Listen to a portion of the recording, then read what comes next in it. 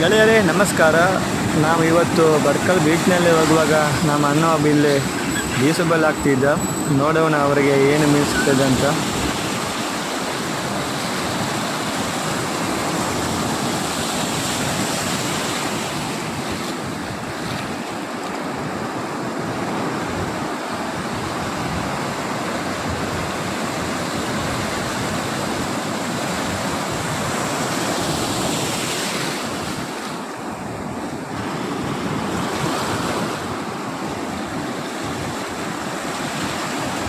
ಜೋಗಣಪುರ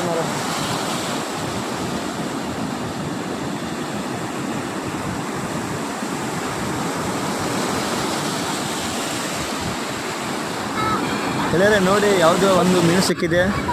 ಇದೇ ಮೀನು ನೋಡಿ. ಇದು ಯಾವ ಥರ, ಇದು ಯಾವ ಮೀನು ಅಂತ ನೀವು ಕಮೆಂಟ್ ಮಾಡಿ ನೋಡೋಣ, ಯಾರಿಗೆ ಗೊತ್ತು ಅಂತ ಈ ಮೀನು.